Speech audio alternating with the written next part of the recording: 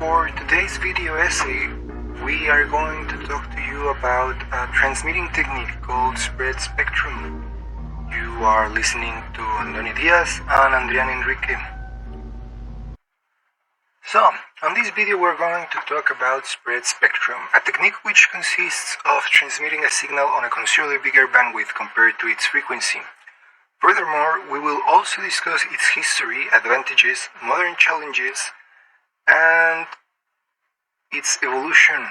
For you see, even though this is pretty old tech, it's from World War II, like many others of the period, is still very relevant on the modern world. So the spectrum is this thing that we're seeing on screen right now, upon which we can see various points, which are signals being broadcasted throughout the air. They are electromagnetic signals. They are radio station most likely. So as we can see, they have peaks, and there's some space between them, and then we have the noise below them. So we can see very clear where upon this spectrum are these signals being transmitted. So if they are being transmitted at 1000 megahertz or like 2000 megahertz, 100 megahertz, etc. It's very clear definition.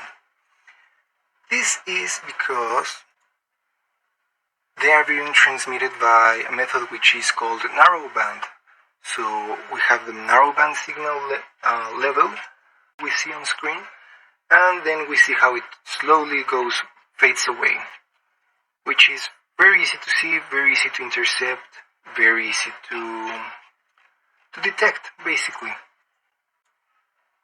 So again, just to make things clearer, here we have a very small graph explaining the power spectral density, the frequency, and there we have the narrowband, which stands out from the broadband signal, which is what we're going to be talking about in this video, and the noise.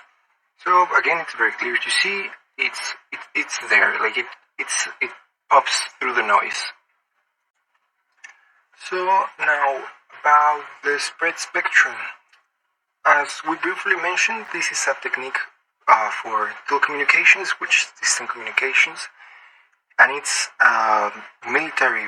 It was initially a military project, which consisted again on spreading a signal over a large frequency band.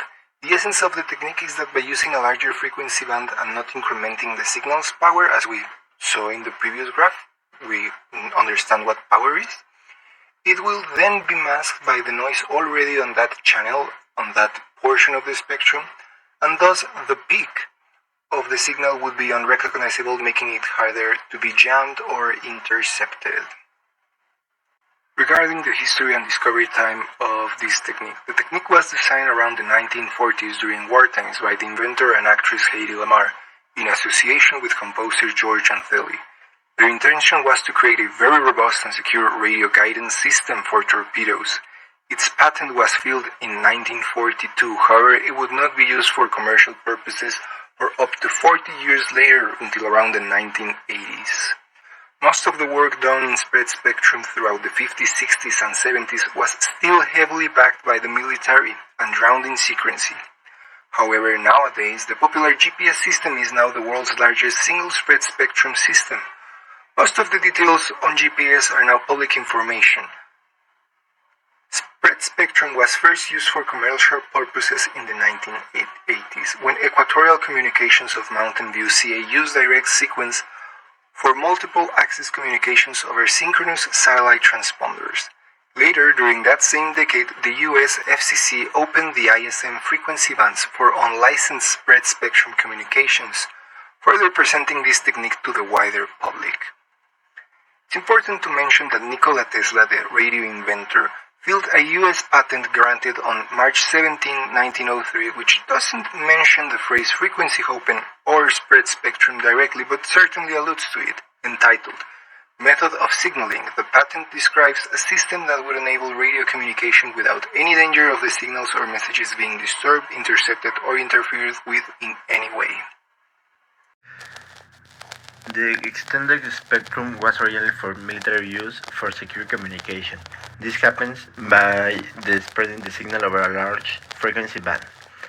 The idea behind spread spectrum is to use more bandwidth than the original message while maintaining the same signal power. A spread spectrum signal does not have a clearly distinguished peak in the spectrum.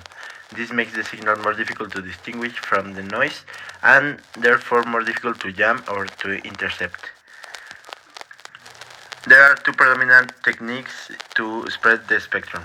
The first one is frequency hopping, which makes the narrow band signal jump in random narrow bands within a larger bandwidth. The second one is direct sequence, which introduces rapid phase transitions to the data to make it larger and bandwidth. The rapid phase transitions signal has not a larger bandwidth given that the rate is greater and behave like noise, so that the spectrum are similar for bandwidth and scope. In fact, the power density amplitude of the spectrum output signal is like the noise floor. The signal is hidden under the noise. To get the signal back, the exact same high bandwidth signal is needed. This is like a key only the demodulator knows, such a key will be able to demodulate and get the message back. This key, in fact, is a pseudo-random sequence, also known as pseudo-noise. As we can see, the block diagram of the DSSS communication system from QPSQ is presented in the image that we can see. Notice that the pseudo-noise sequence is introduced here in both in phase I and quadrature Q components. The sequence should be long enough with respect to the message signal to have the noise-like spectrum. This spreading. Received baseband waveform is the combination of the transmitted waveform and noise in the channel. As we can see in the image, the received signal will be combined again with the spreading sequence. Notice that the noise is also going to be processed on the same procedure, but correlation properties will not increase the noise power. Some of the advantages of the spread spectrum are privacy, secure communication because signal is hidden like noise, non-interference with other signals in the same band, possible to share frequency and time at the same time, and protections against jamming or intersections. One of the most important applications is the fifth generation of mobile network technology that is designed to provide faster data transfer speed, lower latency, and higher reliability compared to previous generation of mobile network. 5G uses a higher frequency band in the extended spectrum, specifically in the millimeter wave range. The use of millimeter wave frequency in 5G has several advantages such as faster data transfer rates, lower latency, and increased capacity. Some of the challenge and limitations this method has are the limited range that it can have in the signals and may require more base stations or repeaters to provide full coverage in specific areas. Other is that some frequencies in the extended spectrum have difficulties penetrating obstacles such as walls and buildings, which can result in reduced coverage and signal strength. The evolution of technology in the extended spectrum has been driven by the need for faster, more reliable, and more efficient communication and data transfer systems. Over the years, advances in technology have allowed us to increase the potential of the extended spectrum for a wide range of applications, from radio and television broadcasting to wireless communication and satellite navigation.